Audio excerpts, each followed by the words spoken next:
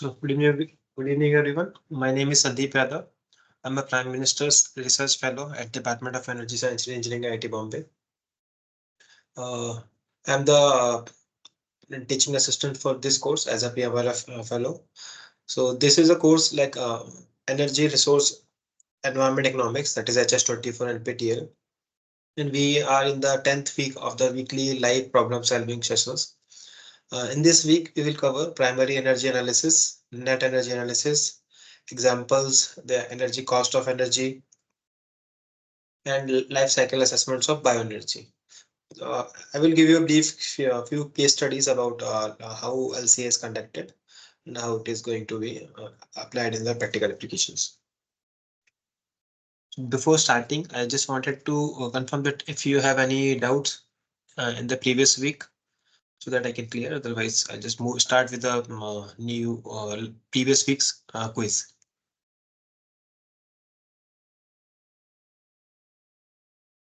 Sir, you telling about assignment 9, na sir? Yes. So I will briefly start with the assignment 9, so that if you have any queries, I will resolve them.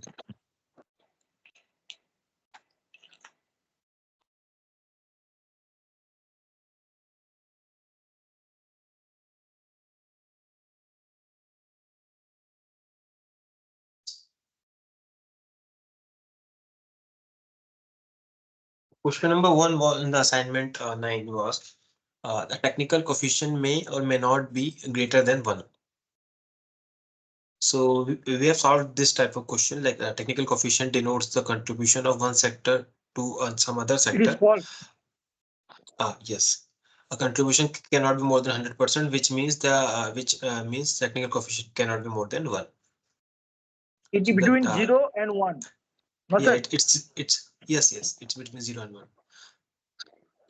If you have any doubt, then you can unmute yourself and ask.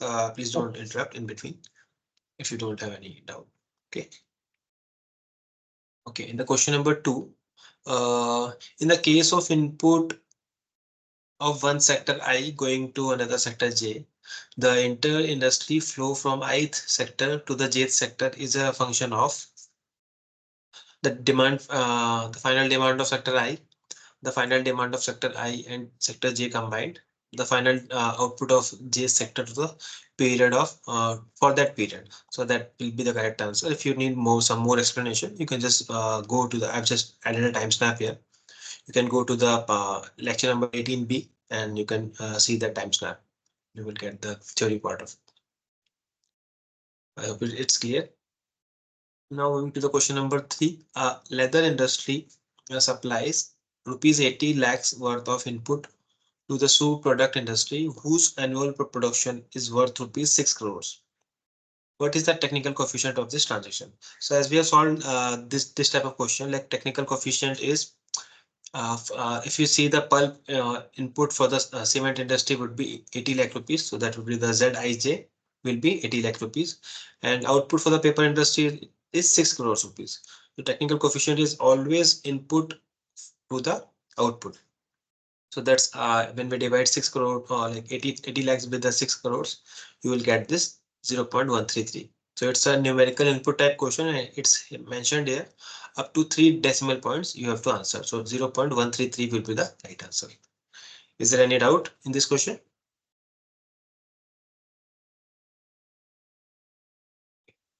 Now question number 4. The product of a sector used internally, that is electricity which is used within the electricity is called subsidiary, auxiliary, supplementary, or substitute. So it's called a auxiliary consumption. The consumption that happens to produce that power from the sector it is generated. That's called auxiliary consumption. Usually it is makes sense for the power plant industry. Now question number 5. Use the given input output table to solve all the questions from 5, 6, and 7. So it says sector 1, sector 2, two sectors are given here, sector 1 and sector 2. There's a final demand mentioned here and the total output. So if you will see to total output, the total of like payments will be 50 plus 60 plus 70 is 180. So that this table is already given here. So now first question is asking the value of direct coefficient from the sector 1 to sector 2, that is A12. A12 will be, if you have solved this type of question, A12 will be the value that is from the sector 1 to 2, that is A12, that is 70 divided by 180. So that will be around 70 divided by 150 because it's a summation of the sector 2. That will be equal to 0.47. Is it clear? If you have any doubt, you can unmute yourself and you can ask. Okay. Which of the following is the Leontief matrix of the given input-output table? Question number one is option number one is A. That is so for solving a Leontief matrix, first we have to calculate the A. So A will be, as you can see, first we have to divide this thing like 50 divided by uh, we have to make a matrix from this, and when we convert from the divide from the total outputs to the same sectors, we will get a matrix. Similarly, we have got this 0.47. Similarly, we can get 0.28, 0.33, and 0.13. And the Leontief of this matrix will be I minus A inverse. So I will be a identity matrix that is 1, 0, 0, 1. When we solve this I minus A inverse, we will get this value, that is L is equal to 1.84, 0.99, 0.71, 1.54. So option, if you will see the options, you will find that option number C will be the right answer. Now moving to the final question. If the final demand changes to 100 units in the sector 1 and the 50 units in the sector 2, calculate the new output matrix. So we have solved this type of question already. If you can see, L knew that we have to just multiply this thing with the 100 and 250.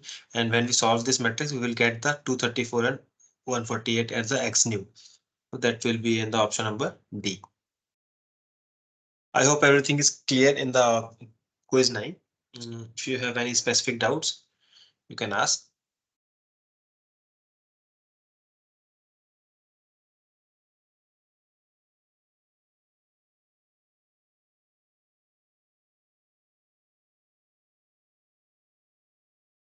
Okay, so now we'll move to the week 10. So before starting, I'll just go through the we'll briefly explain the theory parts that we are going to use in the solving the quiz part. So starting.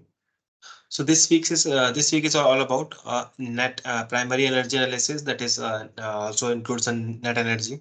So primary energy is like the what primary energies we can say like coal, oil, solar, gas, etc.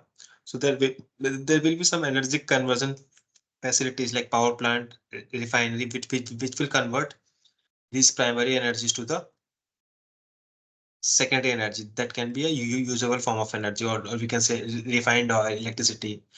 And then this secondary energy will be go through this transmission and distribution system, and with the railway trucks or some mediums, and then finally we will take it as a final energy. That is what consumers buy as a delivered energy. Then energy utilization equipment system, that can be like petrol, diesel can be used in the automobiles, electricity can be used by lamps, motors, and kerosene can be used in the stoves. Similarly, after burning that, like using that, utilizing that energy in the equipment, we will get some useful form of energy, that is motive power in case of power plant or motor, or the radiant energy that we can say the stove or the lamps. And finally, end use activities. So the vehicle is going to use by the distance traveled, lamp will be going to be used by the illumination, and the stove will finally give us a cooked food, or we can finally call this as a energy service. So this is a prime energy flow diagram. Similarly, there are we have also covered this in the week two, I think. That's there's things like called end use, energy service, and devices. So if you will see, you can expect some quiz questions from here. Like cooking will be a like end use. We can say cooking, lighting, transport, motive power, cooling, or heating. And energy as a service, we can say food cooked, illumination, distance traveled, shaft work, space cooled, fluid heated. In the devices like chula, stove, incandescent fluorescence, CFL, cycle, motors, fans, boilers, geysers, etc. etc. And when we'll see, uh, do before starting going through this,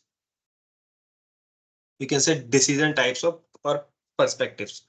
So there for the primary energy analysis, we have to first select a system. That's called system selections. Then a system component design, followed by design operating strategies, uh, decide policies, and with considering end users, manufacturers, utilities, society, government, and other factors. When we're done with this, we can choose our criteria for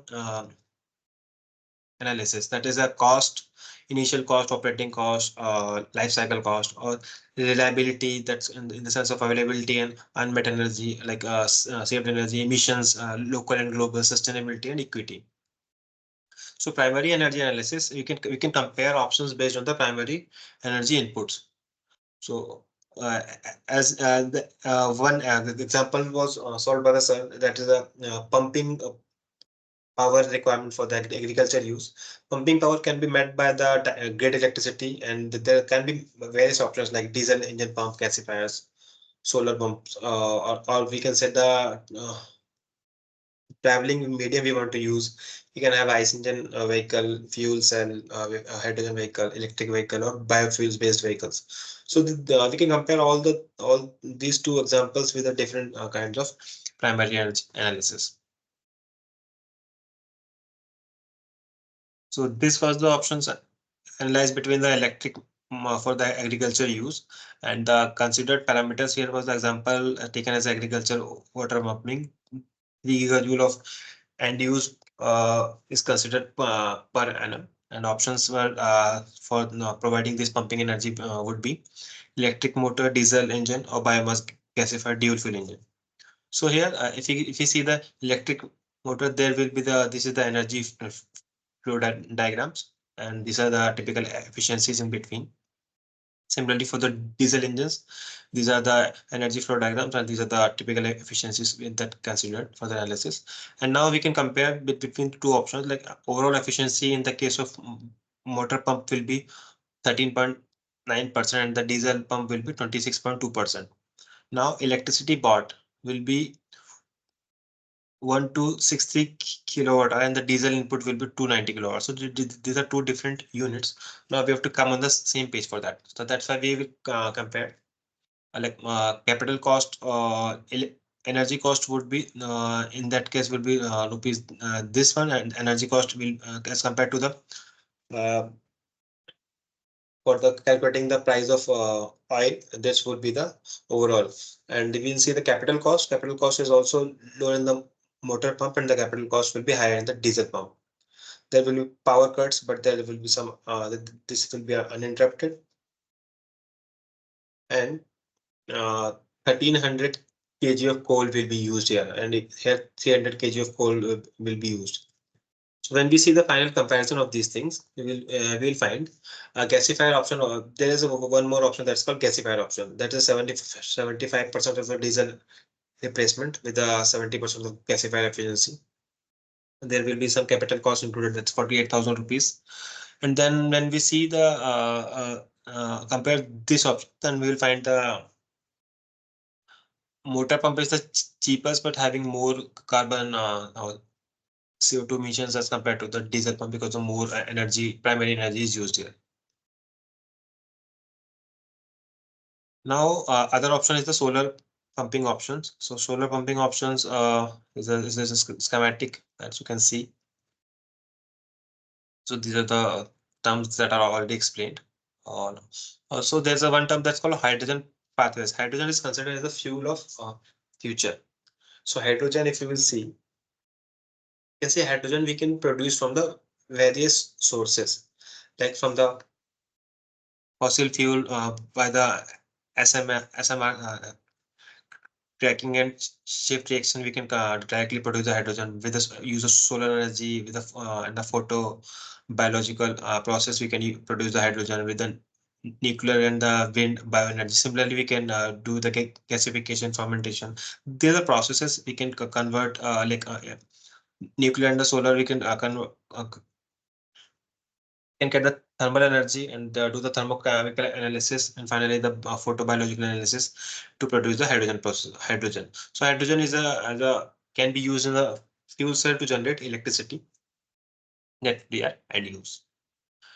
So application would be a distributed power generation of 100 kilowatt, and the option B a four-wheeler passenger vehicle. So these are the options that has been applied. So first options was considered as a diesel engine. Second option was a gas engine. Third option was the fuel cell. And the distributed generation overall efficiencies are considered in that case. There are some carbon emissions for the fuel cells that is around uh, fuel cell efficiency considering 40%, we will get around 0.171 kg of carbon per kilowatt hour.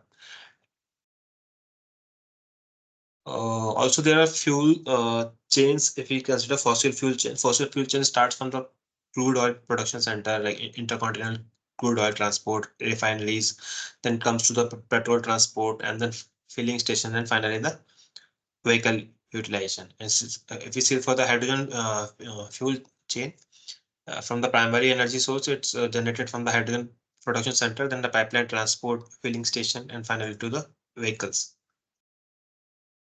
There has been a case studies has shown in that for the Maruti 800 car, and comparison for the petrol, CNG, and the fuel cell vehicle is considered. And finally, if you will see the results, I will not go through this again because it's a long discussion. It's already been explained. If you need further explanation, you can just move to that. You can repeat the video lectures. I just finally jump to the conclusion part.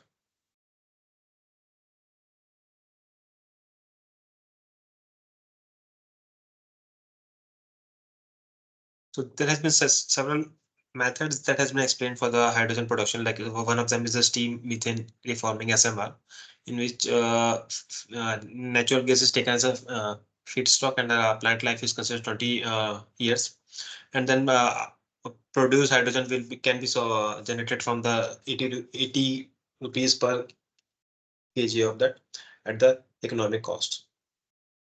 So there is a comparison between the vehicles. And finally, this the part of the primary analysis. Now we'll move to the net energy analysis. I just wanted to confirm if anyone of you having any doubts till that, I can confirm. I can clear the doubts.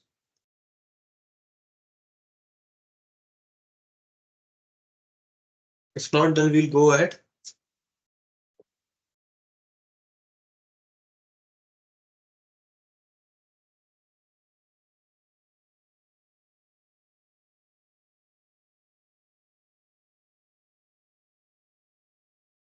Okay. So other part of this lecture is net energy analysis. So there has been several. There's a one ISO standard that's 14040 that has been used for the life cycle assessment of any system. So life cycle assessment start from the first. We have to define the goal and the scope.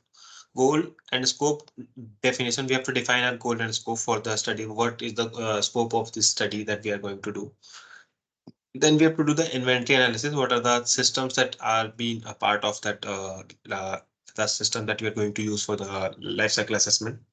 And third thing is the impact assessment. What is the impact that is providing to the environment or some other industries? And finally, the summation of all these analysis, we have to do the interpretation, and there is the data application like product development, strategic planning, public policy making, marketing, and any other like who are the target audience for this. So these are the faces of the LCA. There's an example for the LCA has been explained. Like for the from the starting from the elementary flow, there's an energy supply and the transport, including the system and all. This is system boundary that is considered. The system boundary is the most important component. What is the system boundary that we have to consider in our system for the LCA? That's most important. That's a significant impact on the analysis. So goals are the intended applications, reason for the study, what is the target audience, comparative assessment, and the scope. What is the scope we are doing for? Like product system, functions, functional units, system boundary, allocation of the allocation procedures. These things we have to define. So there are functional units related to the purpose for the process of the study. It should be considered consistent across the options being assessed and the quantified performance of a product system for the use of a reference unit. So there has been an example that is considered in that in this paper by Hawking.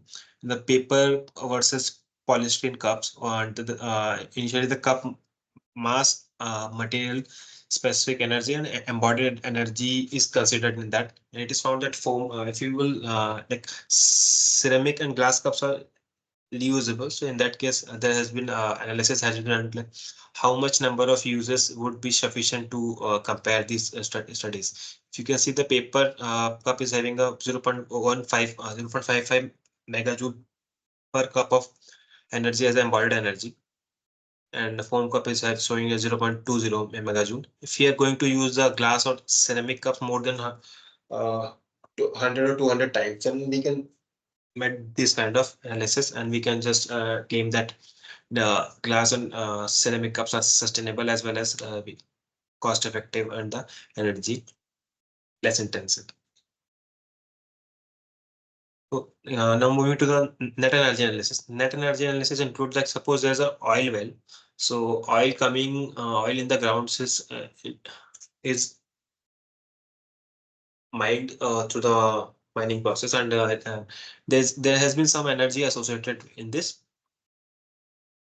like to recover that fuel, oil from the oil well. There's in some system that has been involved in that mining, and then oil will be explored from that oil wells, and there has been some energy that is self-consumed. That's called e-self, and then it is going to be used. So that is the that doesn't there has been a term like energy return on the investment. What is the energy that we are going to get, and what is the energy that we are going to input for to get that energy? So that is called as a ratio of EROI. As we can see, E net divided by E self plus E purchased. Now, energy surplus can be calculated from E net minus E self plus E purchased, that we are going to use to solve our numerical problems. So this is a very beautiful example of a power plant. So in the beginning of a power plant, if you can see -3, -2, -1 from this if we consider that 3 years to construct a power plant or a coal power plant, we can see that initially we have to put some energy to construct that power plant. Then there in the whole lifetime, like if you consider the time lifetime is a T, then we can see that there has been some part of energy that is self-used or operation and maintenance. We can also call this the auxiliary power, and then it will generate some positive output, or you can say power generation. You can also calculate what is the EROI in this case, what is the energy payback period for this power plant from this analysis. Now moving to life cycle inventory. These are the there has been a few examples that has been explained. Not go through this. This is mainly for the jet roper and the Karanja based oils. The important thing here to note down is the NER, that is a efficiency, net energy ratios. And if you see net energy ratios, we have to calculate the CRF, ALCC, that is represented annual life cycle cost, and then NER will be a ratio from energy out by energy in. So this thing we're going to use in the our numerical problem solving. Sir, one As question here. Yes, Sir, please ask. sir, Yes, um, the NER must be greater than 1 for considering any new applications. yes, It may never it be it less than 1. It is not viable. yes, So for viability purpose, NER must be greater than 1. correct. If NER is the it term is that is equal to used. 1, if it is equal to 1, Then we can take it, call it as a break even. But break even point, majorly it should be more than one. it must be more than 1. Yes. Okay, okay. Thank you, sir. Okay. Any other doubt, anyone?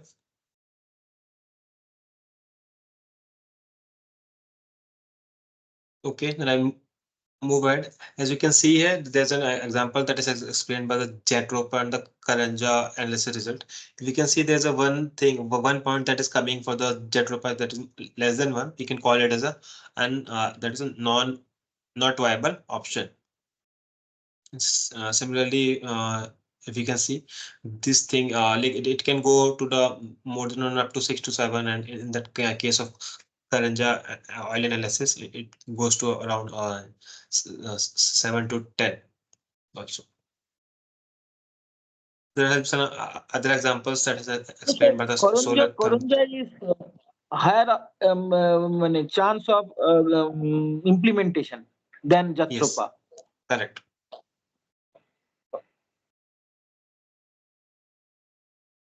There has been some other examples like solar thermal power energy analysis and solar thermal power energy analysis and energy analysis in the buildings. This studies has been done by my fellow lab mates, and these are the analysis for the zinc production from the various processes. And not go through this because it's all the theory parts already explained. If you want to go through this, okay. If you have any other doubts, you can ask. Otherwise, I'll move to the problem solving sessions.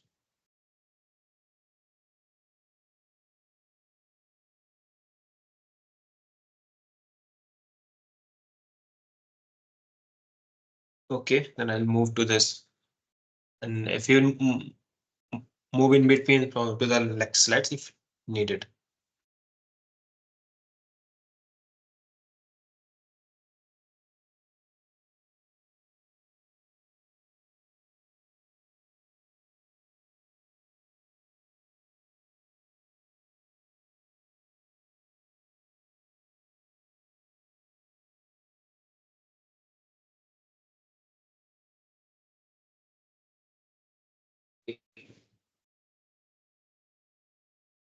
Now we'll start with the short questions. We'll go through it in a slow pace. So first question is says a life cycle analysis can be used to evaluate global warming potential, eutrophication potential, acidification potential, or all of the above. Anyone want to answer this question? Is all of the above. All of the above. Okay.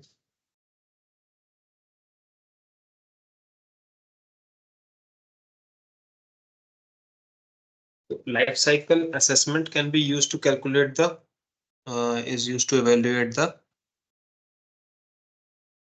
overall environmental impacts as we seen in the process of a process or a technology.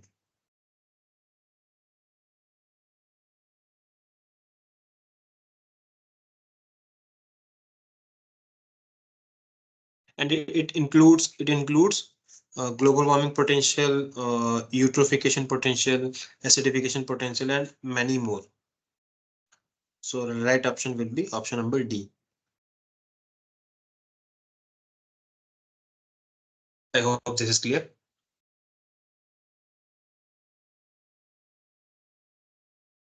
Moving to the question number 2.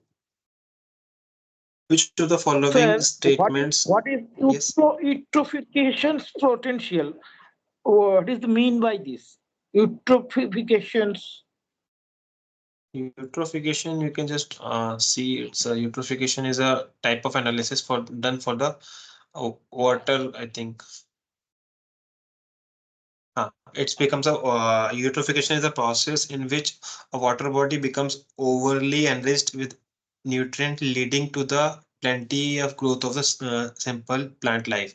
So that means we should not affect the environment in that case. It's a one kind of environmental analysis that is a So balance that it is one type of biological indicators. correct. Biological indicators. It balances the nutrients available in the water bodies. Okay, okay.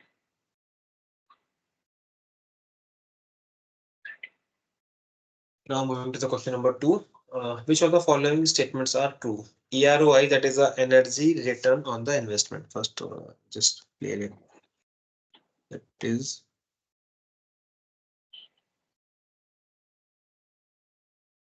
energy return on investment.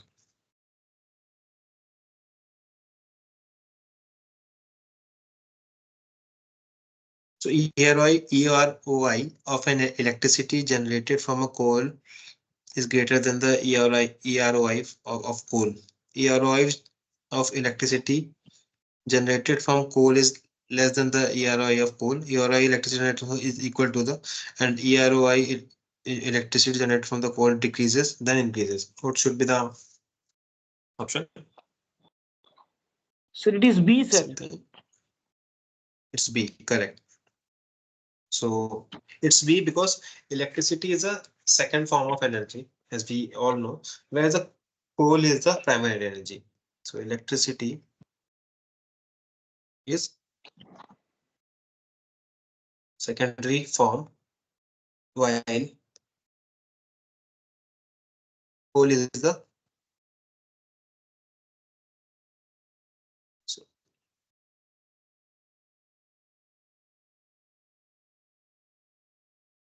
coal is the primary form of energy. Hence, in order to generate electricity from coal, so we have first we will have a coal, we will have a generation unit, and we will generate electricity. To generate electricity from the coal, we would require more input energy because it involves the process of energy conversion. Then, as compared to the input energy required to just mine the transport the coal, hence the EROI of any secondary energy will be less than as compared to the EROI of a primary energy use.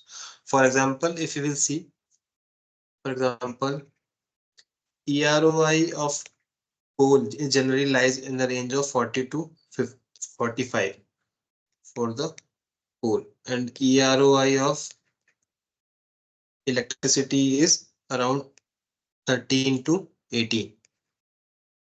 So that means option number B will be the correct option. Any of the cases you can consider here. This primary form 13 of to energy will 18. be 13 to 18. Primary form of energy will be having a larger EROI as compared to the secondary form of energy.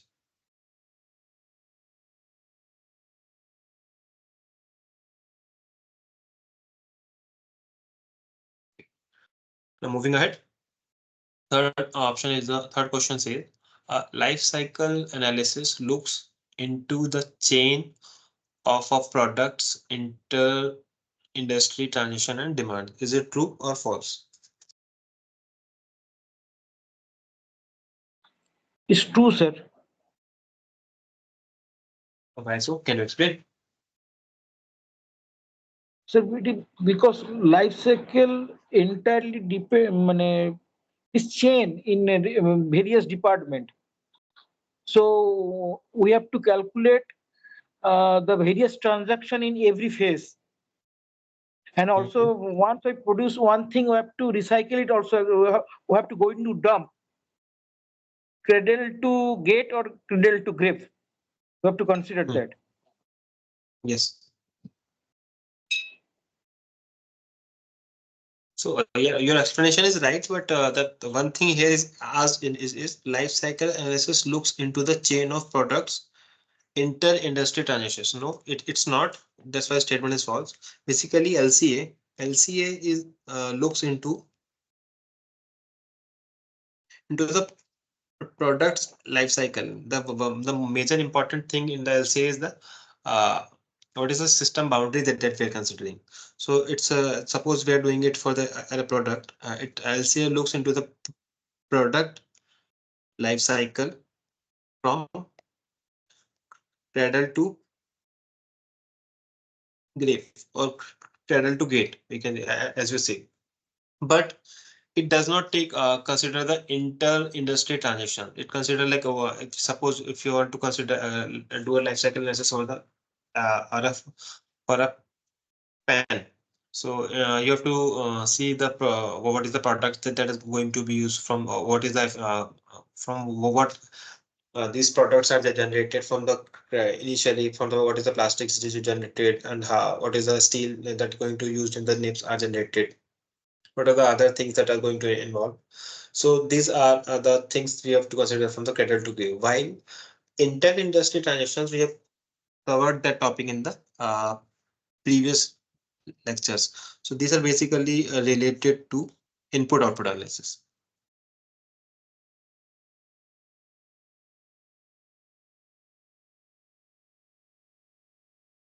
So if you want more explanation, you can just uh,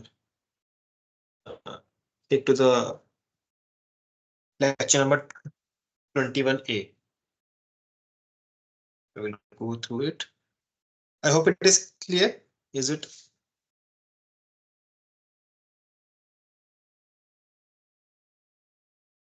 So if you, I will show you here.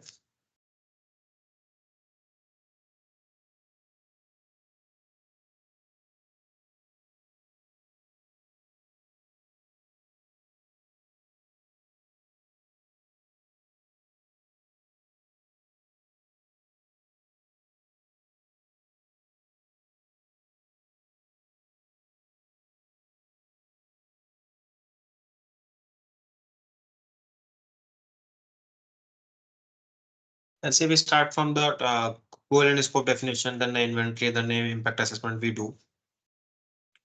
And there are a few things that you can goal, functional analysis. So I will explain these things in a more thorough analysis when we're going to do the case studies. Then you will see that inter-industry transactions are not related to this LCA. So now moving to the question number 4. Question number 4 says coal, gas.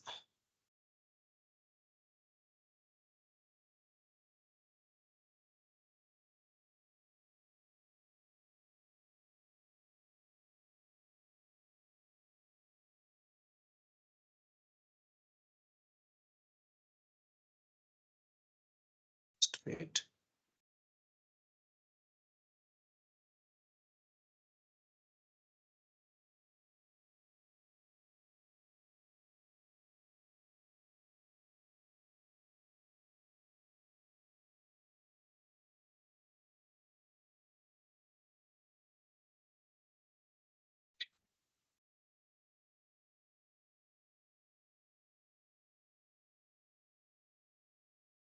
A gas-based power plant which uses imported natural gas as a fuel also has the same power output of 100 megawatt of electricity and an average annual capacity factor of 75%. It has a total input primary energy, say 5,000 terajoules per year. From a primary energy analysis point of view, which plant is more favorable? So now we have a comparison between a coal power plant and a coal gas power plant. So we have to do this analysis.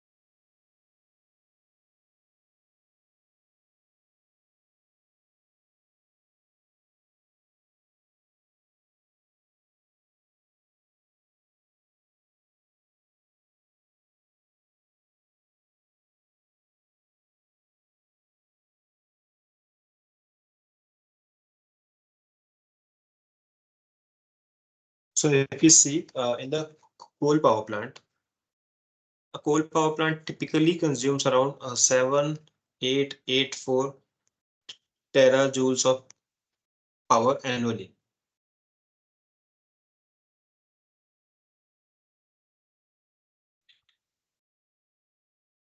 And here it is also mentioned that total primary energy for the analysis gas power plant will take around 5000 terajoules per year as a total primary energy, which is less than the uh, coal power plant. Hence, if you look only the from the primary energy, the gas power plant seems to be more viable option, as we can already see as we compared between the oil and the coal. So oil power plant was the most efficient and it is having a less primary energy consumption. And so at that case also oil pump was came to be a most viable option. And in that case, always when we see the coal power plant versus the gas power plant, so primary energy wise, gas power plant will be the most feasible option if we are having considering all the capacity factors and plant capacity as the same. I hope it is clear.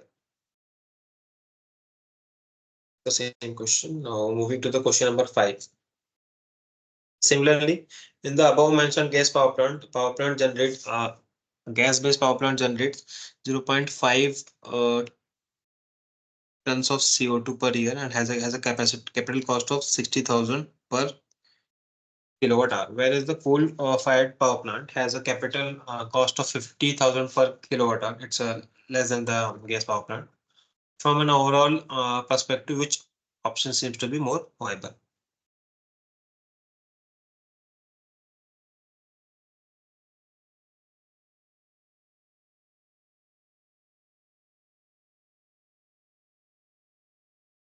So as we have seen here, primary energy wise, it consumes around 5,000 terajoules and it consumes around 7,884 terajoules per year.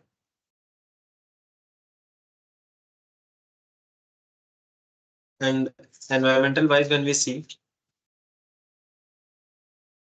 it consumes like gas power plant is emitting 50 megatons of CO2 per annum as compared to if we see the coal power plant, it will be around 0.86 megatons of CO2 per year for the coal power plant. However, from economical perspective, a gas power plant has a higher capital cost. It's having a higher capital cost. And it's having a lower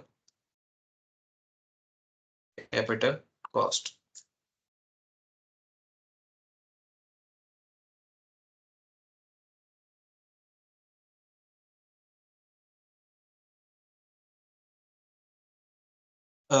And we see the operating cost. So operating cost, the coal will be a cheaper option and the gas will be a higher option. So operating cost is will be higher in the case of natural gas. So in that cases, if we see all the perspective of that, a trade-off needs to be made between economical or environmental perspective to choose a most viable option. We can't comment on the viability of gas, coal based on these data given. Either we have to see Sir, what is the uh, meaning of trade-off? Sir, what is the meaning of trade-off? trade-off simply means suppose you have to compromise between two things. One thing is the cost. Suppose coal power plant is providing us energy like electricity at a 3 to 4 rupees per unit, while as a natural gas power plant is providing us the electricity at the cost of 5 to 6 rupees. But on the same time, if we see the environmental perspective, the coal power plant will be emitting more and more CO2 to the environment, as we can see here. But gas power plant will emit the less CO2 to the environment. So now we have to see what are the government regulations as a power generating company. What are the emissions we need to mm, taken care of. Then we have to see what should be the trade-offs between. In that case, a Sir, trade-off between if we think, uh, emissions versus cost. What would be the most viable option in between these two? sir, one If we, yes, question, sir. If it's yes. like that, if it's like that, so why not we going for gas-based plant rather than coal-based plant? Because gas-based power plants are not easier to. It's having a higher operating cost as well as the levelized cost of electricity is higher in the that cost. So if you are going to use like always going to use a natural gas power plant, then the cost like electricity bill that is coming to your house will be higher and more than 25-30%. So in that case, we have to use a coal-based power plant, and we have to do the trade-off. Suppose in the area of where the emissions will not be allowed. Suppose in the metro cities there are already very high emissions, so we can't use the coal-based power plant. While in the areas of the remote locations where the emissions are can be like in that case, NTPC operates coal-based power plants.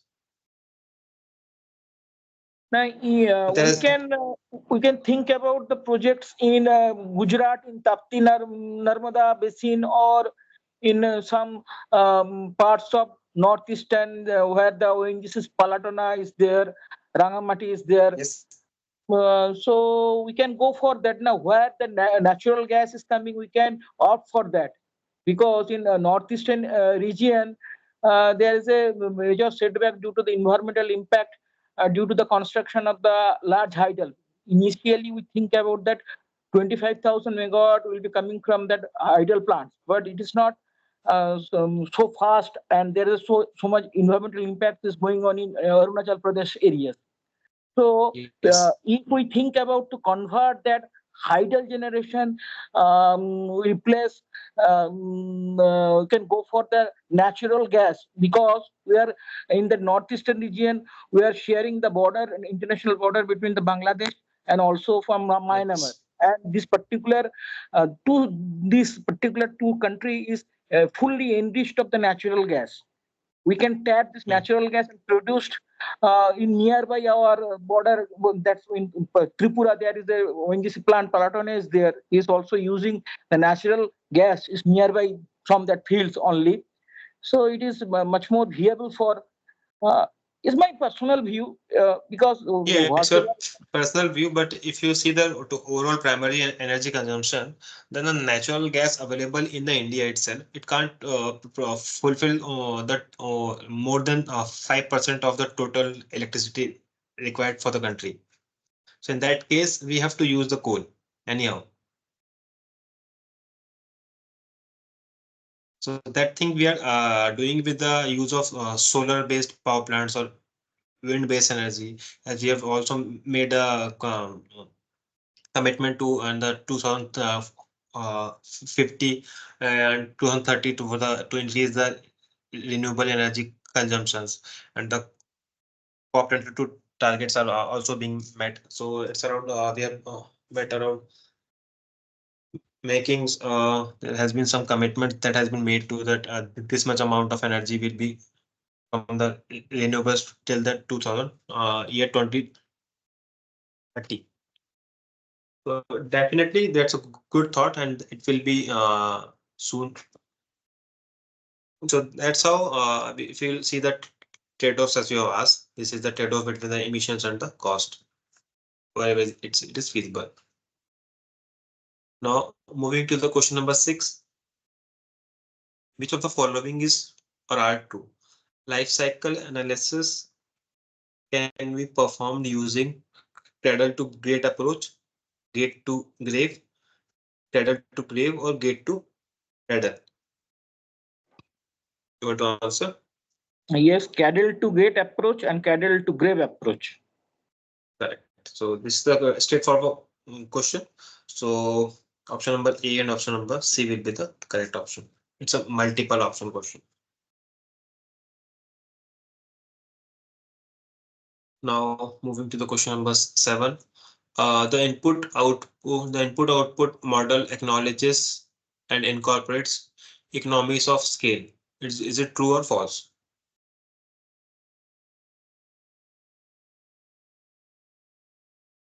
Sorry, this is I think this question is uh, wrongly placed here. Uh, it's not yes. So the question for this I will write it here.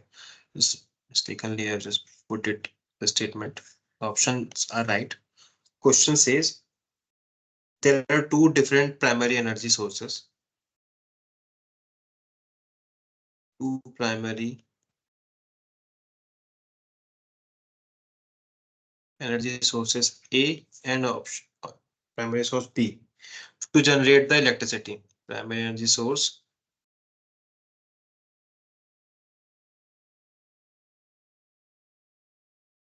to generate electricity, that is having a source 1, source A and source B. A total output energy from the option A and option B are 400 gigajoule from option A and 600 gigajoule from option B respectively, where the input energies from both the options are 300 gigajoules. Now we have to calculate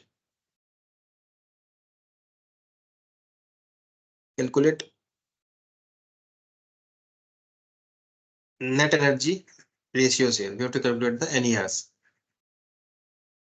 NERs for both the options A and B. Which option for the generating electricity is more favorable from the net energy analysis? So if we solve this question,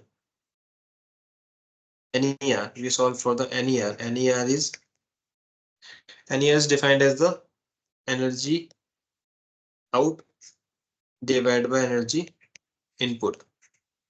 So NER for both the cases will be option number A will be around here energy output. Here it is given as a output, it's an input.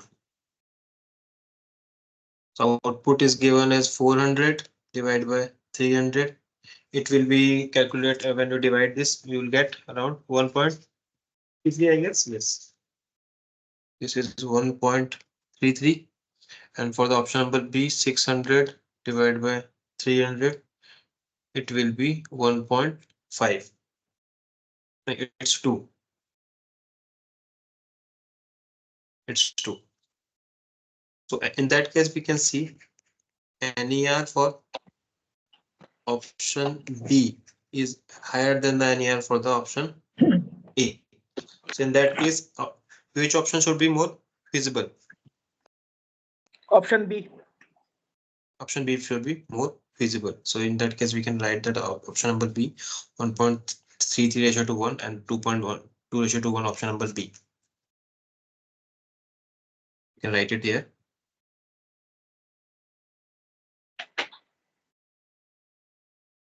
Option B is more feasible, which has highlight what is the question. What's the question?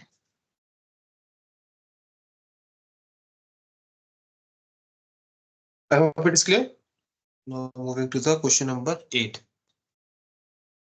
Question number 8 says a coal power plant has a life of 30 years. It generates around 4,000 gigawatt hour of electricity per year. The EROI of electricity generated from the coal power plant is 13.3. How much total energy input does the power plant consume through the lifetime? So it's a back approach we have to see.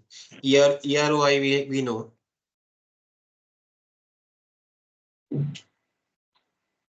EROI we know. It's defined as the ratio of total output energy available total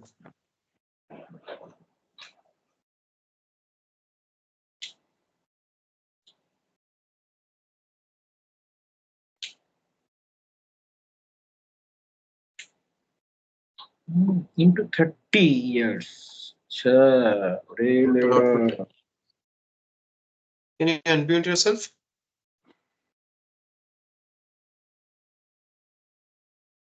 Yeah. Total output energy available to the total input energy which is invested. Total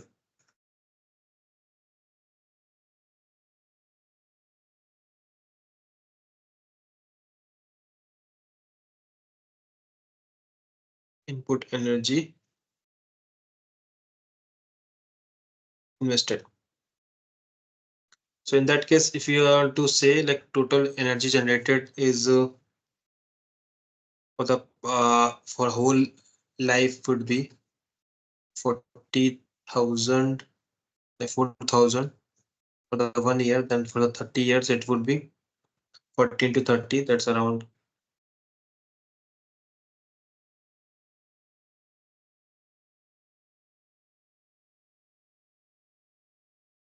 12 lakhs units gigawatt. Uh, and we know this will be around lifetime generation. And according to the AROI is given as 13.3. 13.3 is equal to 1 lakh 20 12 lakhs. So in that way we can calculate what is the total input energy. Total input energy would be 12 lakhs divided by 13.3. It would be equal to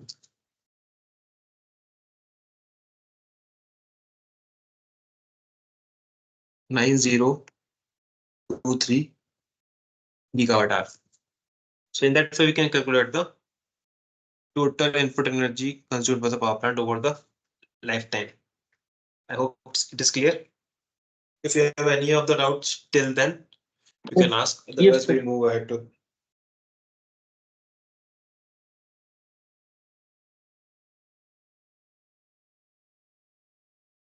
Now, moving to the numerical answer type questions, in which you don't have any options. You have to just input the answers manually.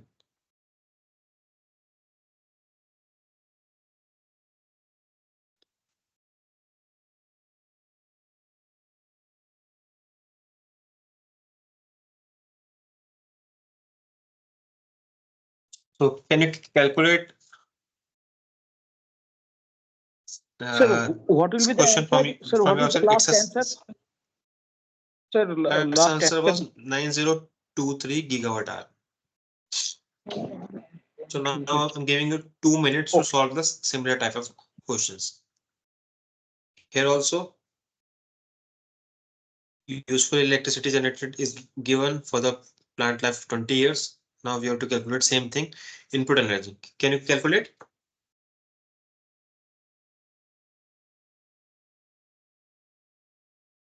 Yeah. Here also EROI is given, plant life is given.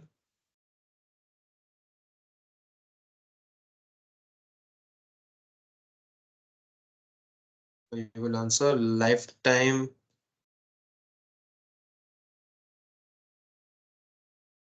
generation would be 5,000 into 30. What would what would be it? so it is 7500 7500.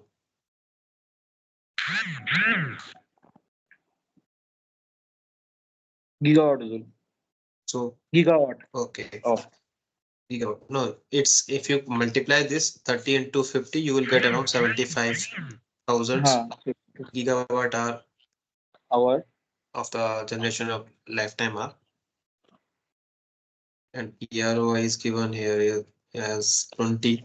It will be equal to 75 divided by energy input. So E input would be 75,000.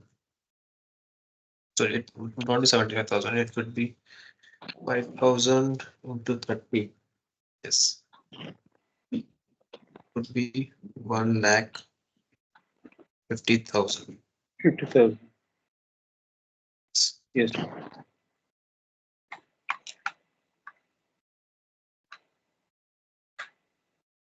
Divided by 20, finally it would be around 7,500 gigawatt hour. Mm. So now you have solved two type of question. You can expect this type of question into your final exams also. So that's why just make sure you have to should know how to calculate this. Thanks. So unit should be same. So it would be a numerical answer type question. So you have to make sure that you are using the correct units.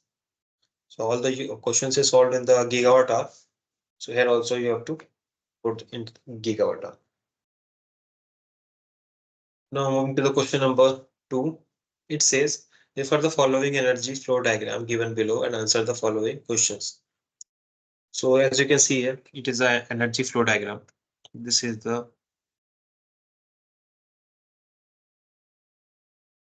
energy flow diagram. From a water reservoir to hydropower plant to the electricity, hydropower plant efficiency is here mentioned as 90%. Electricity will be further transmitted and distributed, and it's with an efficiency of 80%. Then electricity used for the induction cook stove, and the induction efficiency was mentioned 85%. Now final annual useful energies output is 1 terajoule. Now first thing we have to see, first thing we have to calculate is total efficiency of the system. So total efficiency we already know, efficiency of power plant multiplied by efficiency of T&D multiplied by efficiency of induction. So it would be equal to 0.90, 0.8, 0.85. It would be 0.612.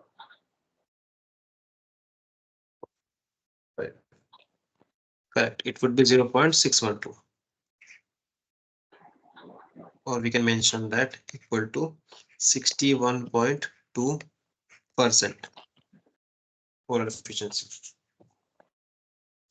So we have solved the first part of that.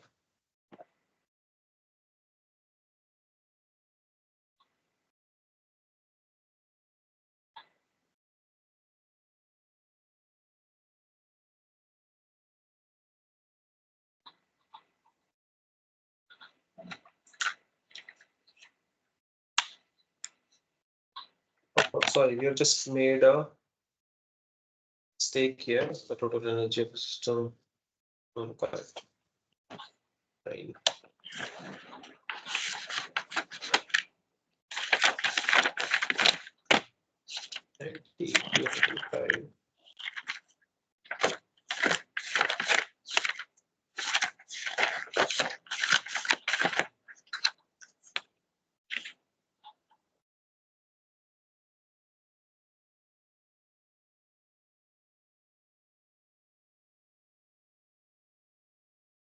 Correct.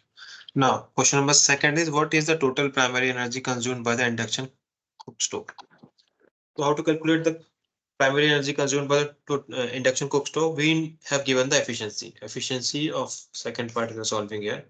Efficiency of induction cook stove was given as induction cook stove was given as 85%. So we know efficiency is equal to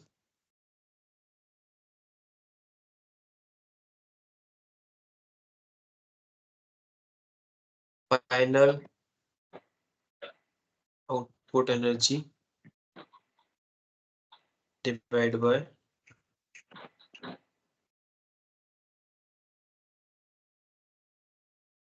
primary energy input. In that way, we can calculate the primary energy input. Primary energy input would be final output energy. We know we have just given here 1 terajoule. So 1 terajoule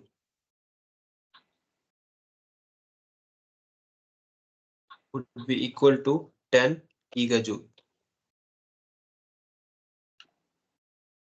Let's keep it in the same unit. 1 terajoule divided by 0.85. Then final thing is coming as overall efficiency. 11.76 gigajoule. No. So here first thing we have to consider the prime, like it's asking what is the total primary energy consumed by the induction cook stove. So in that case we can't use only the induction efficiency, that will conduct only for the electricity part. Here we have to consider the overall efficiency. So I've just made a mistake here. It would be 0.612 here. So overall efficiency would be, that would be here. Sorry.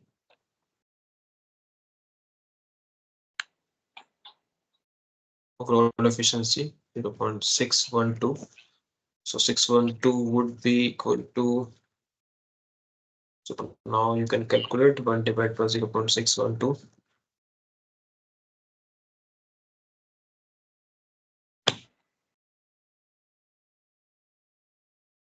Oh.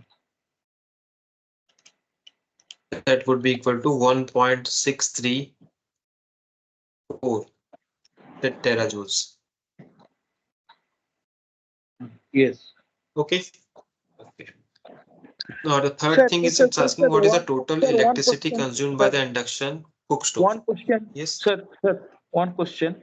Yes. Uh, Yes. Sir, go to the previous next slide. Yes.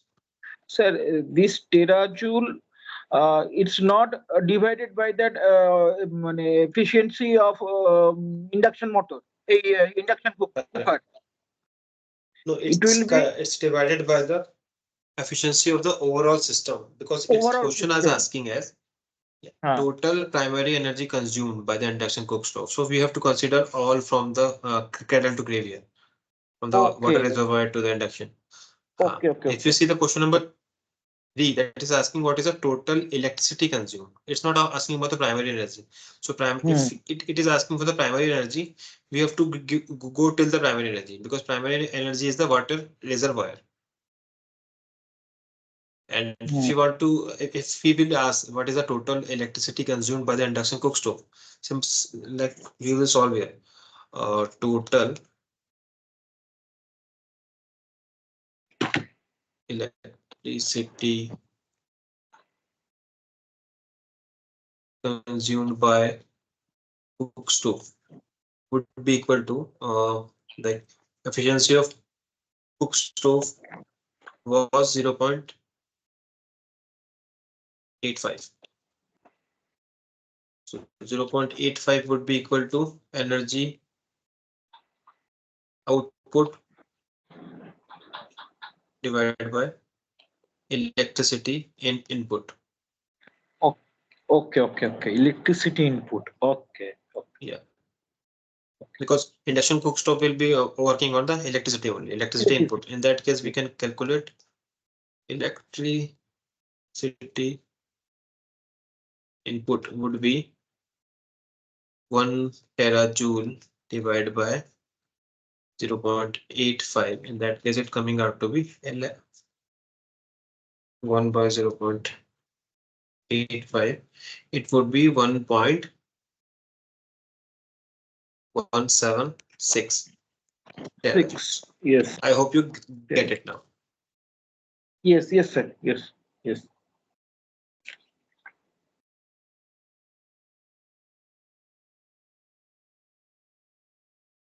Okay, so we have solved all the 3 questions here. It is the final output.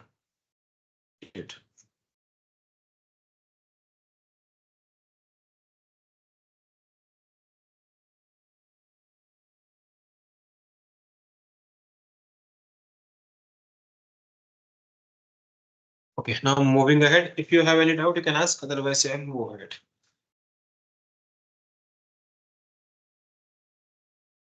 Now I will give you 2 minutes to solve this question because I've already solved this type of question. You have to give me which option should be the most viable option here. There are two options that has been given. Option number A, option number B. Output energies for the option A is 800 and the 600 for the option B, while input energy for the both the options are same.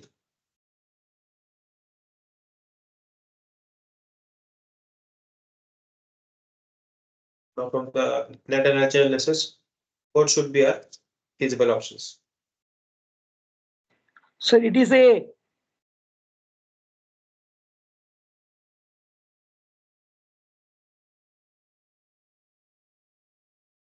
Yes, it is A, sir.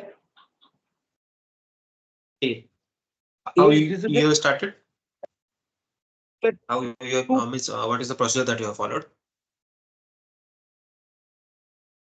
2.66 is to 1 and 2 is to 6 to 1.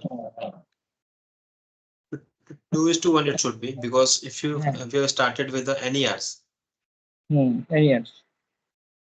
NERs, that is a energy output divided by energy input.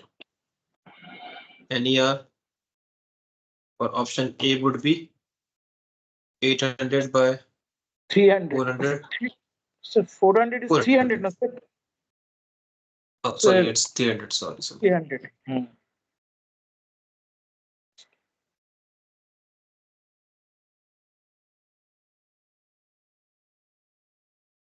In that case, it would come out to be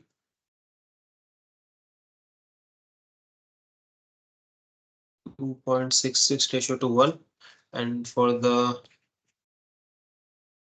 option B, it would be 600 by 300. That would be 2 raised to 1. So this would be more feasible. Option number A is more feasible.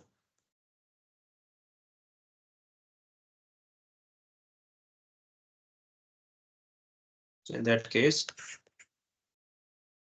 option A is viable option.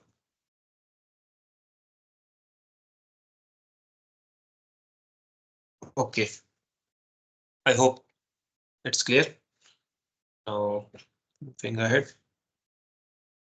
Okay, let's solve this question. So there are two options that you have to compare. You will just read that question. I will give you 2 minutes, then I will come back. Just give me a minute.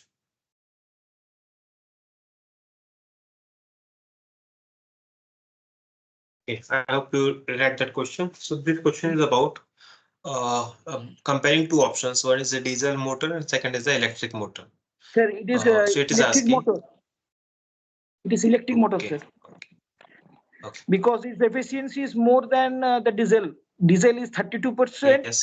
and motor is 34%. Correct. Great. So it says if the pump output is the same for both the type of motors given, which of the two options consume more primary energy? So let's solve this.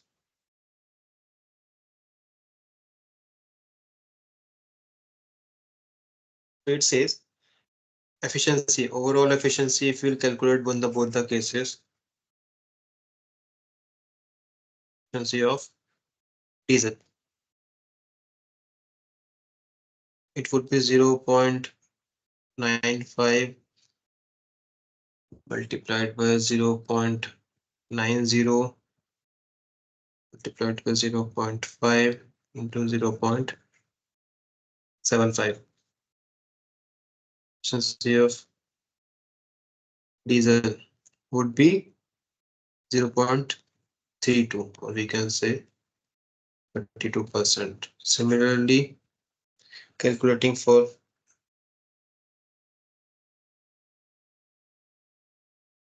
electric motor, it would be 0.9 multiplied by 0.8, 0.85,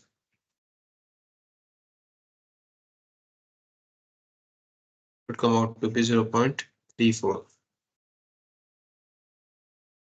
Now, primary energy consumed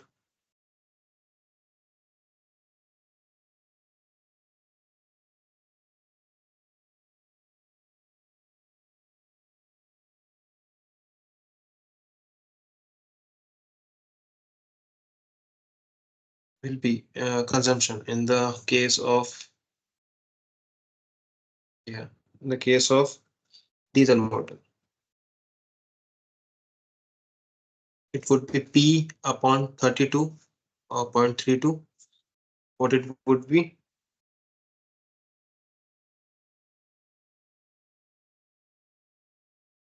It would be around, if we will consider 3.33 P. And in case of electric motor, it would be P upon 0.34, would be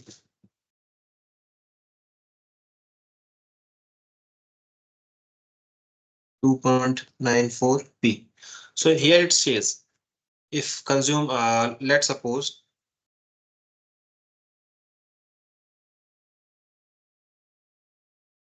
P equal to 100 kilowatt. So then diesel will be 330 kilowatt and electric motor would be 294 kilowatt. That means diesel is consuming more primary energy as compared to the electrical motor.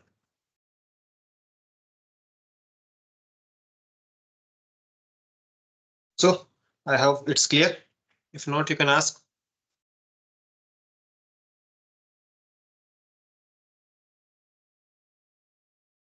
Now Sir, moving to the, electrical motor is more efficiency than, sir? More yeah, efficient it's than the having a diesel.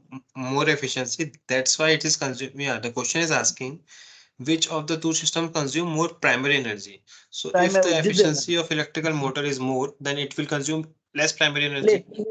yes, yes, yes, yes, yes, yes, Yes. yes.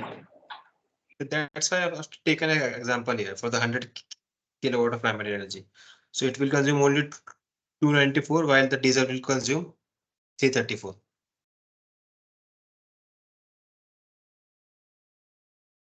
Any other doubt?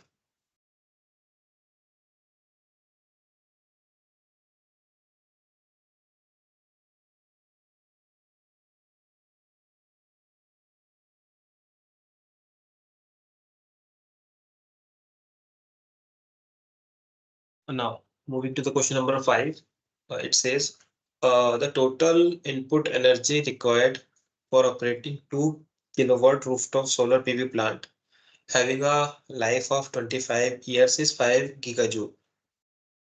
If the solar PV plant operates at an average capacity of 30% over its entire lifetime, calculate the net energy ratio, which is usually expressed in x raised to 1 of the solar PV plant. The overall efficiency of the entire plant is 0.17.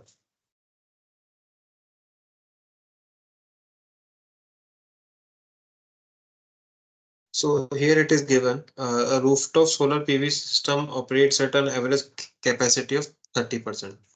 Capacity factor is given as So, 30%. so Yes, capacity factor is equal to load factor, na, sir? yes, the same thing. Same thing. Hence the total output energy generated by the solar PV over its lifetime. So overall lifetime energy output will be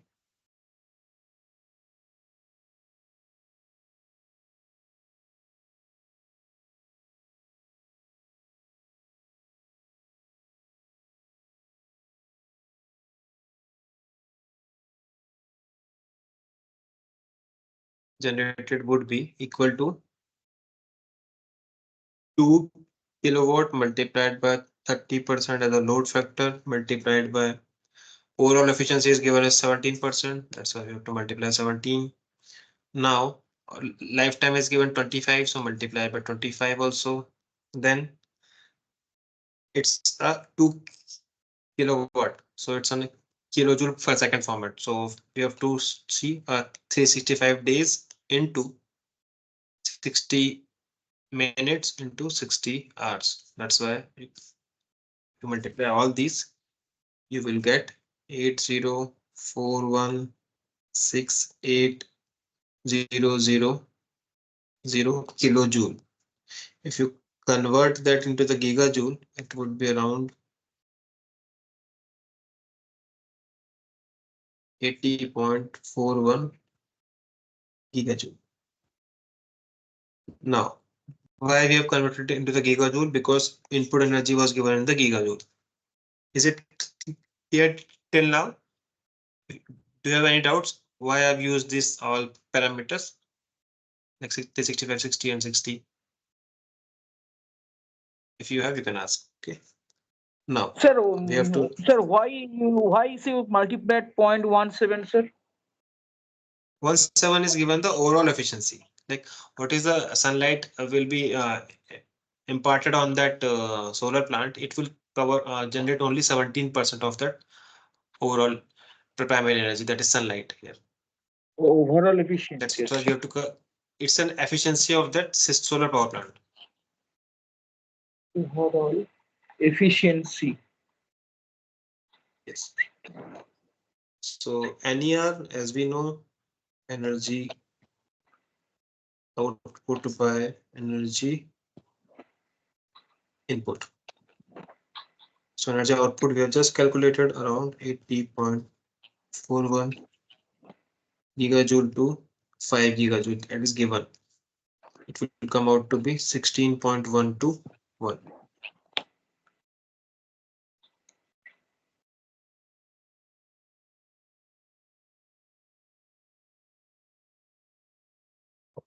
If you have any doubt, you can ask.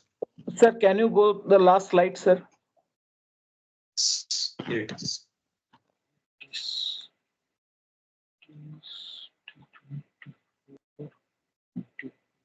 So here I'm explaining one more time. Here, to 2 Sir, kilowatt is sir, given. one Yes. one question is there. Yes, Sir, you can ask. it will record one more, sir. 24 will be multiplied with this, no, sir? Because 365 for 24 hours. Correct. Yes, correct. Sorry, I just forgot it. It should be 24 hours here. 24 hours. Just 24 thank hours. you for reminding me. It should be 24 into 365. So it is 2024 into 30. So, sir, one thing is there, sir. What is the difference between this capacity factor and overall efficiency? So, this is confusing. So, why is both? Capacity factor overall efficiency means like solar power plant efficiency is typically ranges in the 10 to 20% ranges. That means Yes. if you are using it, it can only convert 17% of the energy given to its input. Correct. While the Okay. capacity factor is 30%. That means in the monsoon time, also in the night time, you can't use the solar power plant. So in that case, if you see the overall like annual capacity factors, it comes out to be equal to 30% in that case. Suppose you are using 8 hours per day. So 8 hours per day, if you multiply it by 365 divided by 8766, that comes out to be 33%. If you're considering all over the day, Okay. Okay. that's how it should be calculated. Okay, sir. So now it will Okay. be changed, now, sir. Now the value will be changed, now. No, that's a value that are calculated typically, but here it's already given for 30%. No, sir. Now the calculation is remain same. No, Is calculation will be the same. Let me just check it. 0.30 into 0.17 25 to 2. 65, 60. Yeah, it would be same 80416 800.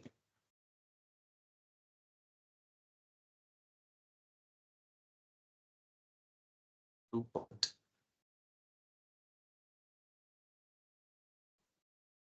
seven five.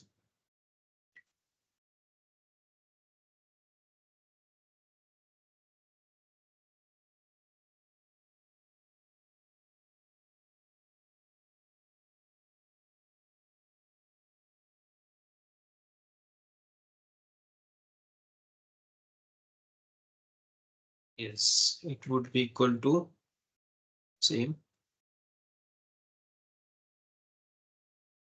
800, and when we convert to the gigajoule, it will take this 6 digits. Yes, correct. Any other doubts in this question? Otherwise, we'll move ahead.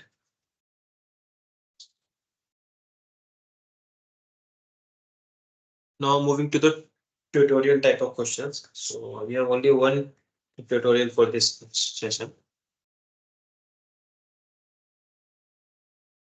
It says a pulverized coal fired power plant has a power output of 100 megawatt hour of electricity. It has an annual average capacity factor of 75%. The coal mining and transport efficiency is 90%. The boiler efficiency is 90%. The coal combustion efficiency is 98%. The coal efficiency is thermal power plant efficiency is 38%. Generator efficiency is 98%. Now, first thing that we have to calculate is total primary energy required in terajoule per year to operate the power plant. And second thing is calculate the amount of CO2 emission generated by if you consider having a calorific value of 20 megajoule per kg and having a carbon content of 60%.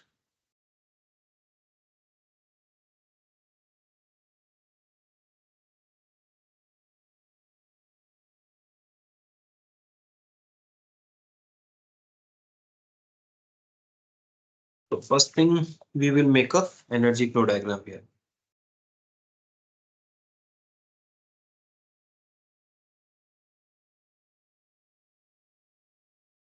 In energy flow, first thing would be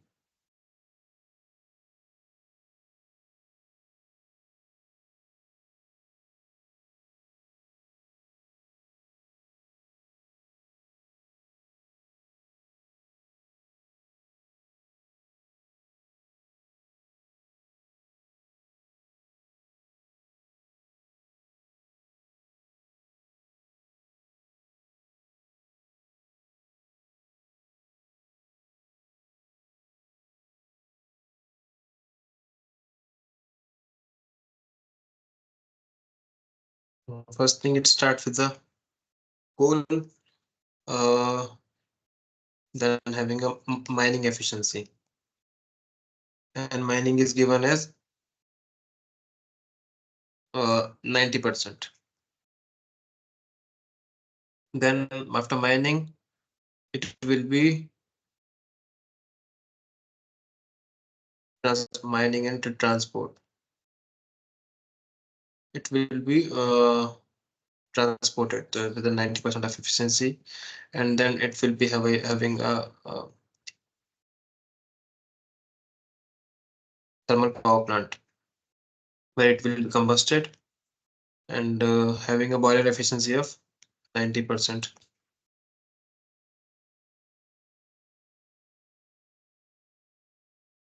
Then after boiler efficiency,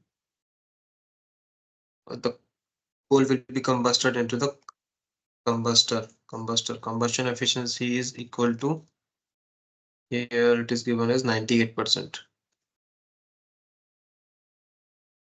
After combustion, it's generated. Generator efficiency is sorry, power plant. Here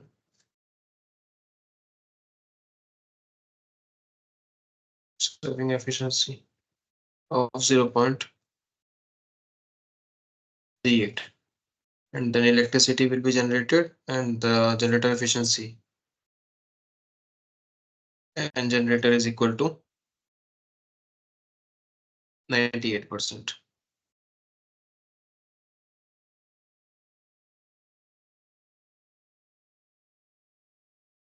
And use. So now here these are the energy flow diagram. So now first thing is we need to calculate is here. It is given as a 100 megawatt plant, 100 megawatt electricity plant. That means is equal to 100 megajoule per second of electricity would be generated.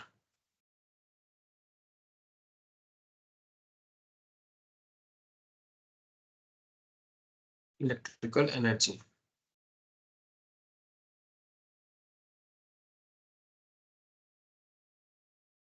So overall capacity is given as 75%. So in that case, we want to calculate the amount of electrical energy generated. So amount of total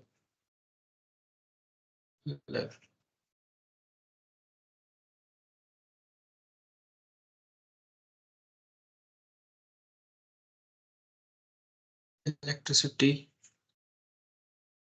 generated, that would be equal to 100 megawatt into 365 days into 24 hours into 60 into 60 multiplied by 0.75.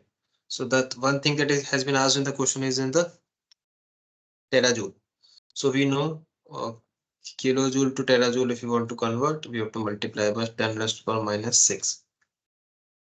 That would be if you calculate all this, you will comes out to be 2365.2 terajoule per year. Now the overall efficiency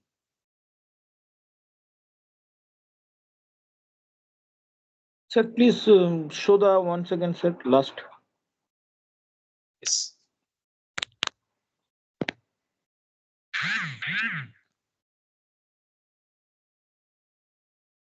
Okay, sir. so overall efficiency we can calculate by multiplying all the efficiencies 0.90, 0.90 into 0.98, 0.38 into 0.98. If you multiply them, it comes out to be 0.30. That means overall efficiency is 30%. Hence, the total input primary energy would be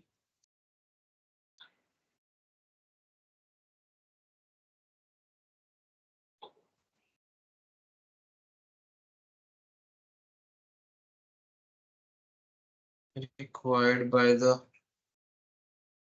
coal-fired power plant would be equal to 2365.2 divided by 0.30.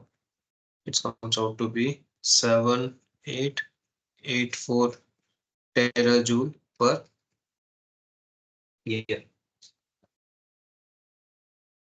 So is it clear? We have solved the first part of that question that has been asked by the calculator total primary energy required to operate a total power plant.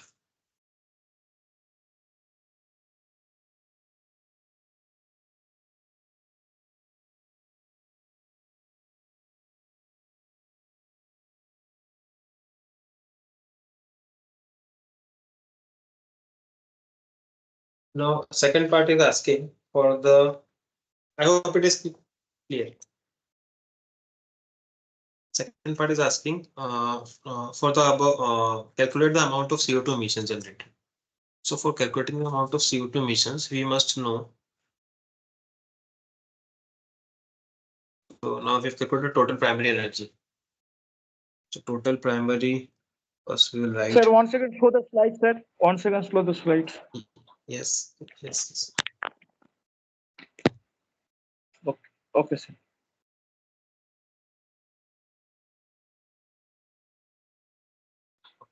So total primary energy we have just calculated. Total input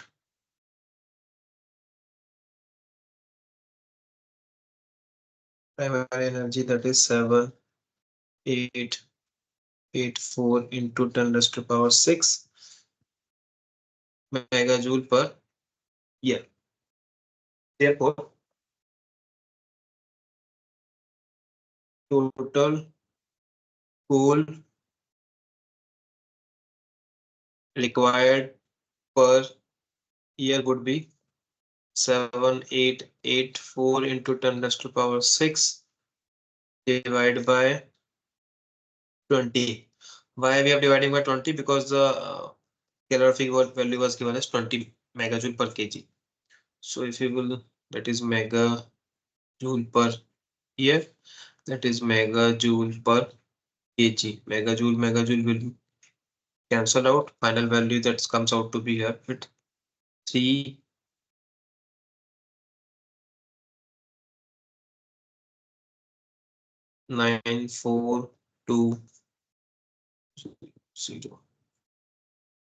kg per year. That's, we can also write it as 0.39 metric ton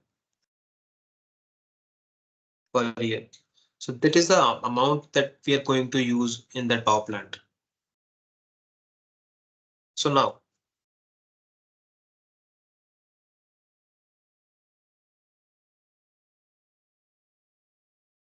CO2 emissions generated from coal power plant would be 0.39, that is the amount of coal used, multiplied by 0.6, because here it is given in the question 60% carbon content, multiplied by 0.6. We know CO2 is having a overall molar fraction, molar value 44 divided by 12. So if you want to say the CO2, that it would be equal to 0.86 metric ton of CO2 per year.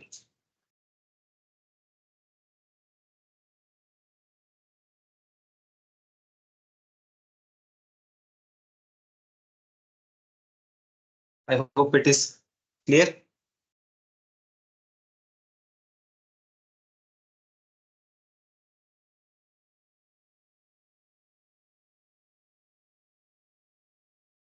Sir, please show the initial question, sir. Yes, it's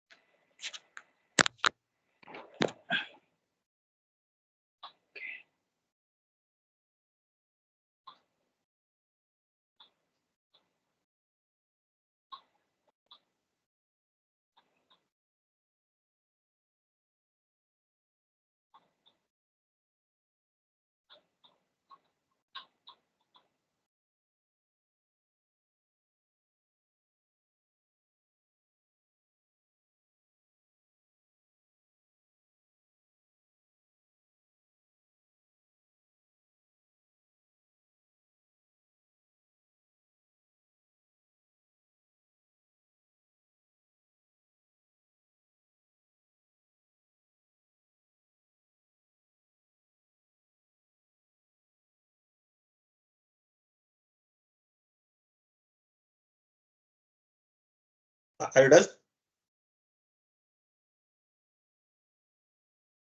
So this is the, this is not related to this. Sir, Just once added again this show question if you that, want to solve. sir, Which slide that you want? energy flow diagram, sir. Energy flow diagram. Here it is. So these slides will be available to you after the lecture also. You can take this whenever you want.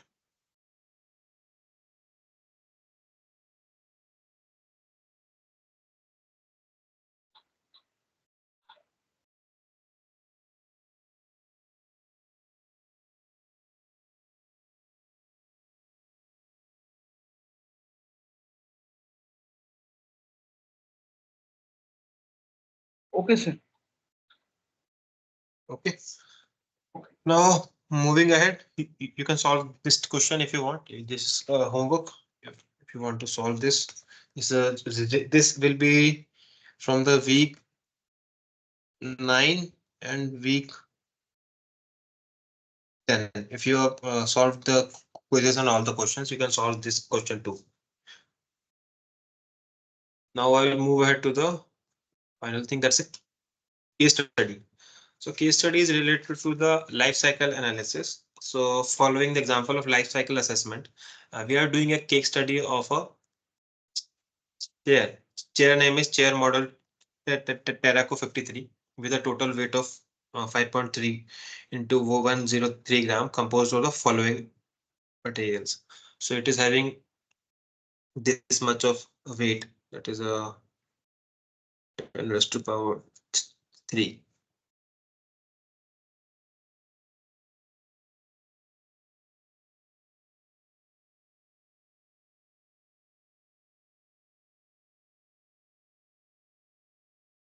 So it is consisting of wood, that is and the weight is wood, iron, foam and fabric for the seat.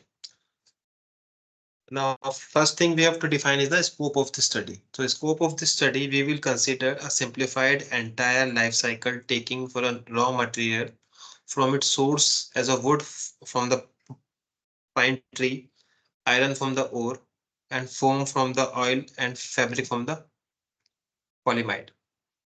So this is our scope of study. Now we will do the inventory analysis first. In the inventory analysis, if you see this is simplified flow diagram for the chair manufacturing. So if you will see, wood is coming from the trees, iron is coming from the iron ore, foam is coming from the oil, fabric is also coming from the oil. There are some other factors that will be taken as input, like electricity for the chair manufacturing. There will be some waste associated, that is the wood waste, and a final product that comes out to be a chair. So that's a simplified energy a process flow diagram for the chair manufacturing. Now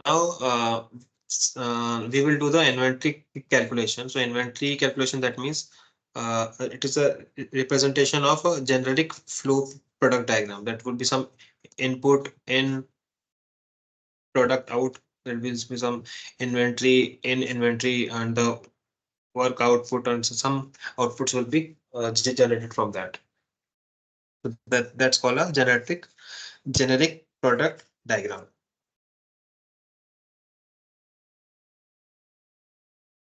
Now, material and energy input and output associated with the manufacturing of this chair. To simplify the application example, we have condensed the eco vector containing the following environmental loads selected. So there will be following environmental load, that's raw material, air emissions, water emissions, and the total solid waste. Raw material will be coal in the grounds, natural gas, oil, emissions will be CO2 emissions, nitrogen oxides, sulfur dioxides, BODs, CODs, and nitrate, and some solid waste. So this is the overall inventory analysis. Now environmental balance load manufacturing of a chair. If you will see,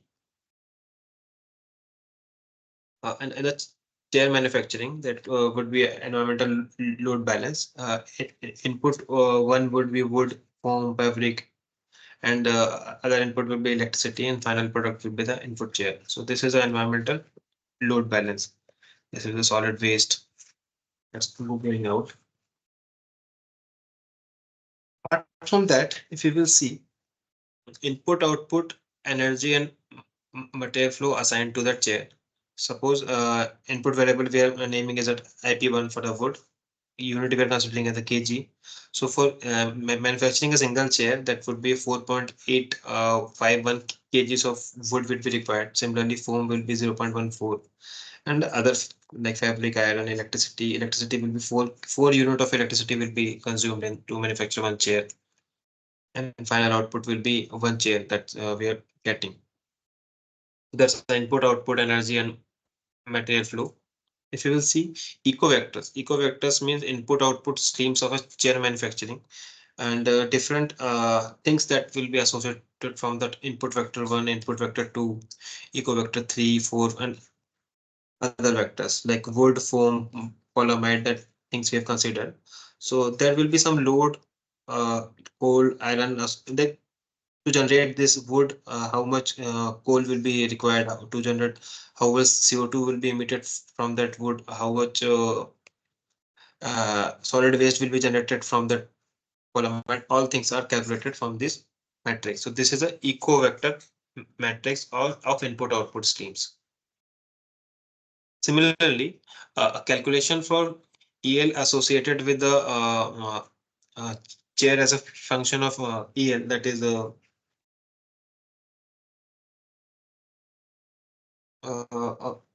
input output streams. So we can calculate different vectors similarly that we've calculated in the different units. When we see here, then we'll find just a minute, 0.5.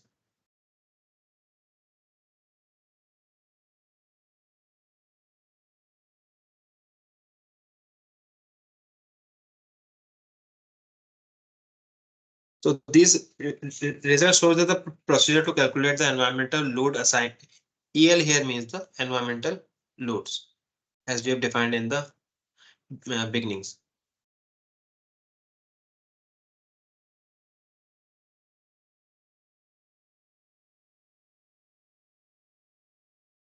So as we have seen in the beginning, that's a EL's environmental loads defined here, environmental loads balance curve we have also defined. So there will be calculated what is the amount of coal will be generated from this input variables, and finally the relative percentage contribution for input output streams. Suppose like if you will see here, that is 35%. Uh, if you calculate here, is a 100%. So wood will be consuming 35.5 percent. Electricity will be consumed 51%, and foam will be 4.41. So in that case, the final will be always 100%. So that's how our life cycle analysis is done. You will not be expected to solve this type of question, but this is the addition of whatever will be given in the this is also homework for the week 9 if you want to solve this. Otherwise, you can just leave it. So this is how you can do perform a environmental load balance, or you can calculate the life cycle assessment of a chair manufacturing process. There are some more examples you can follow from that. So this is just one example I have just shared with you. If you have any doubts, you can ask.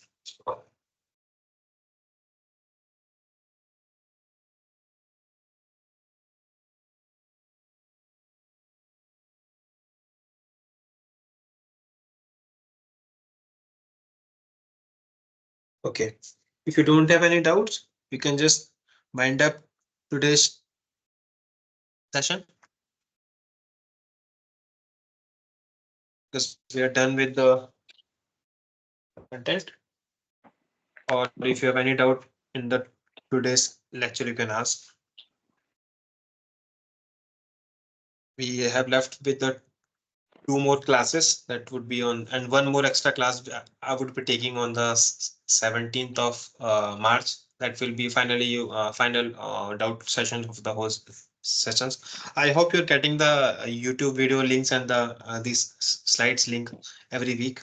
If not, please let me know. I will post us. I will ask to send you a separate mail that will contain all the video links and the content link at once.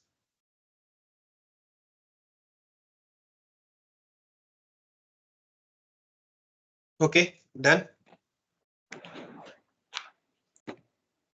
Thank you, sir. Okay, thank you. Good night. Good night, sir.